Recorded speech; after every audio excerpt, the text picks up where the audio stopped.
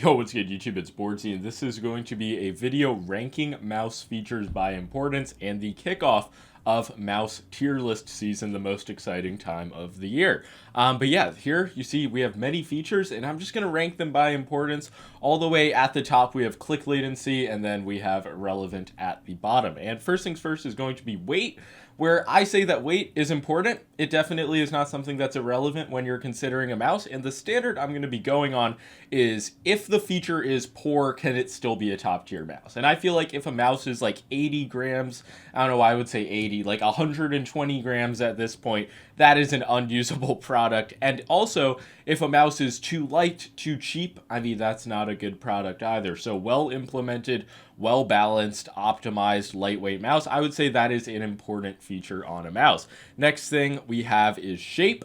You know the old phrase, shape is king. I don't know if it's quite as important as click latency, but shape is extremely important. Like, you know, some people are only going to use an ambi or an ergo mouse, so that has to be one of the highest tiers. If a shape for me is just like too wide, too bulky, not really interesting, lacks character, flavor, personality, you just don't want to use it. It's not something you want to hold in your hand. So shape is one of the most important factors for keeping a mouse on your desk, in my opinion, of course. Next thing we have is coding.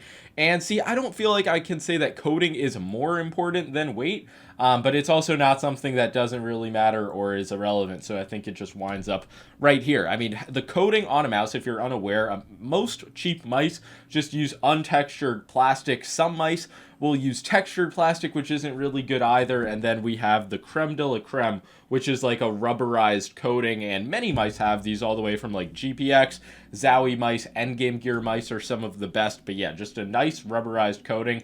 That makes a mouse feel a lot better. And yeah, coatings used to be a pretty common thing to see companies cheap out on, but I feel like going into 2024, the trend has kind of shifted on that. And also, if you cannot tell, most of the features on a mouse are going to be important. It's like, you know, I feel like that goes without saying, but this video was requested. Next up, we have sensor. I'm going to put this in the extremely important tier. However, don't get sensor mixed up with polling rate, which we will get to later. But I don't know, just any arguments in favor of like last generation sensors just seem like absolute cope to me. 3395s are the standard now. In April, I believe Razer's exclusivity on the 3950 is going to run up, and then we'll see companies start to use those. And yeah, just the best of the best sensors coming out from Pixart. You just want them implemented on your mice with a solid firmware solution, so you have the best wireless experience. This really goes without saying. And I would just say a good sensor is one of the most important things on a mouse, especially if you are going to be splurging like significant money on it. Next up, it's going to be clicks.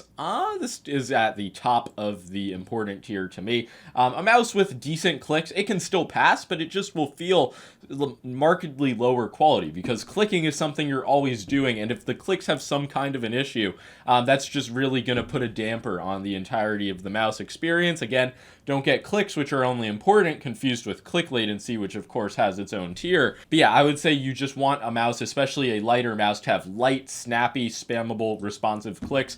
These are all very good things, whether it's optical or mechanical switches. We've kind of seen like the pendulum swing back to mechanical switches. Just a good light click implementation, that matters a lot for me and is something that I value. Next up is going to be side buttons, and personally, I'm kind of biased since I play Fortnite and obviously use the side buttons to build. That is a feature that I care about a lot on a mouse. And yeah, side buttons are similar to coding, something that I've just always been passionately on the right side of history about. In years past, some implementations were just so awful. Like if you've only recently gone to mice, you just can't even understand it. But yeah, I would say side buttons, they're at like towards the bottom of important. I'm trying to put weight over it, but I fucking can't. Okay, there we go. But yeah, good, big, light, spammable side buttons. That just makes me enjoy a mouse a lot more personally. And honestly, I would say like if a mouse has horrible, poorly positioned, poorly tuned side buttons, that could really ruin it for me. So yeah, side buttons matter a lot, but if you play a game where they don't matter, they probably won't matter. Scroll wheel, just for the sake of diversity, I'm going to put this in the doesn't really matter. I would say it's kind of like fringe, borderline important to me. I do use scroll wheel for scroll wheel reset, and my scroll wheel up is bound to something, and my scroll wheel click is bound to something. But with the vast majority of mice, I just never have issues. So it's like, either I'm not picky about scroll wheels or just scroll wheels are generally better. Sometimes the encoder will just get fucked, but I think that is more of a build quality and just a scroll wheel quality control thing than the feature itself. I don't know, I'm kind of confusing myself. I imagine viewers would be getting confused as well. But yeah, the build quality of a scroll wheel, like if the wheel is failing, that is obviously no bueno. Yeah, I know there are like some weirdos who use scroll wheel to jump in that one dead game. I forget what it's called, Apex, I believe. And do people still use like scroll wheel to bunny hop? I do not know. I don't play your weird games. But now we get to the big kahuna, the one that matters, the one like everybody agrees in unison, singing like a choir. Click latency is the most important feature of a mouse.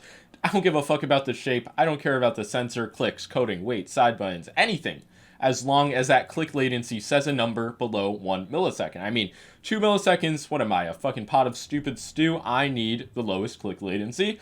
I think endgame gear with the OP1 8K is like 80 microseconds. That's good because that's below 1 millisecond. Or is it 8 microseconds? I don't know. It is some amount. It's not even a millisecond. That's all. That is what my click latency needs to be measured and for me to be satisfied. And really any mouse coming out with above 1 ms click latency, just no, don't even consider it. So there's that. Next up, we have stock skates. I'm going to put these in the doesn't really matter tier. I could put it in the irrelevant tier and be edgy and be like, you can just change skates no matter what. And yeah, that's fucking true. But I mean, if stock skates are good, that's just nice. It's like, yeah, I can just use the mouse as is. But yeah, if they're bad, it's not like a mouse having bad stock skates is going to stop it from being a top tier mouse. So we really just got to encourage logical thinking, folks. That's what America was built on. Europe had something like that as well. And now we have USBC. I'm going to put this in the click latency tier. I mean, imagine at this point a mouse releasing with micro USB. I can't even say that because it just doesn't fucking make sense. USB-C is one of those things that matters on the same level as click latency. So yeah, not too much else to say. Just really think hard. Can a mouse be good if it has micro USB? Answer is no. Next up is going to be polling rate, which will fall into the irrelevant tier, because what you got to realize, 4K, 8K, 16K, whatever it's going to be next after that, maybe 32K, it doesn't matter because a pro on 500 hertz polling rate will still wipe the floor with you. So I don't even understand why people argue in favor of 1000 hertz. Like 500 is perfectly fine. It's better for battery life. And yeah, 2 ms, is that really the fucking boogeyman compared to 1? But yeah, in all seriousness, I would say polling rate probably falls into the important tier. I mean, it could be in the doesn't matter, but I prefer having a 4K compatible mouse at this point. I actually have been on the 2K hertz polling wave a little bit, and I don't know, it's just like, why should mice only be 1K compatible when we have sensors, MCUs that allow for higher polling implementations? You tell me. But I'm just going to keep it in the irrelevant tier for the sake of the polling rate truther video. Next up is going to be build quality. I'm going to say that this is extremely important. One of the most important factors on a mouse for me is going to be just how well it is built. And yeah, I don't see how that can be a controversial statement in the slightest. Build quality is pretty overarching, just like how well is your unit built. Like if the plastic on a mouse is noticeably thin, it's just creaky, it feels like trash, that will ruin the mouse for me. So I'm going to say it has to be in that top tier. A mouse with the build quality of like say Vaxi, Zowie, Endgame Gear, even the GPX2 in my experience, like those are just truly premium feeling mice, and that does elevate it. So that is, build quality is one of the most important features. I feel like I'm just talking in circles. What more needs to be said? A lot of people confuse it with quality control. It's just too far gone to even try to differentiate between those at this point in the gaming mouse scene. Now battery life. I don't know where this falls. I enjoy nice battery life. It is obviously going to go hand in hand with polling rate. I don't think I can quite put it in the important tier. Some mice like that have shitty battery life, I'm still okay using. Then again, I'm not like using those day in and day out, so I do understand if you only have like one mouse, how battery life could matter a good bit for you. But yeah, I would say for me being a reviewer, it's kind of in the doesn't really matter to important tier. Some mice that have noticeably good battery life are the ULX and the GPX2.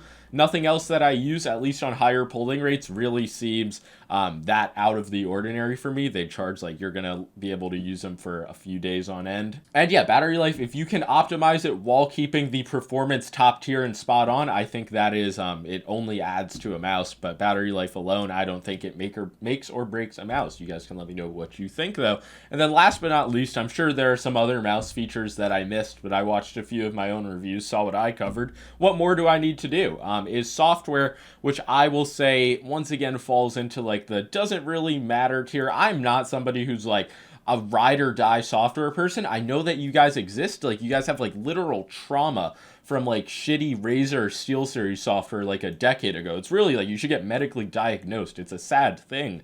And in that case, I understand why you'd want the best of the best software. A nice web-based software like Final Mouse has, honestly, is, I would say, the top tier, but is it necessary?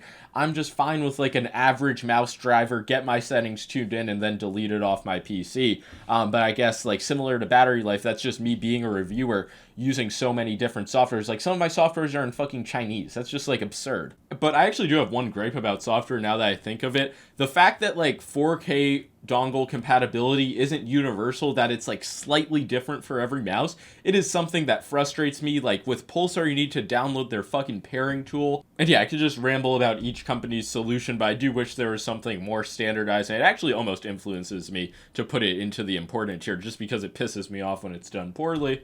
But I just kind of deal with it and just judge the mouse for what it is physically. I didn't include price in this video because I feel like it's just so weird to talk about compared to all of these other features. But yeah, you want to have generally the features you like at a price you like. What does it get more simple than that, folks? But let me know if you guys enjoyed this video. Obviously, per usual, I agree with my own thoughts. I think that I have ranked the features of a mouse to how they matter to me to a T. And I'm starting a rhyme. I gotta stop this video now before things get out of hand. But yeah, leave a like and subscribe if you enjoyed. Feel free to make your own tier list in the comments below. Very, very excited to read those. But yeah, peace.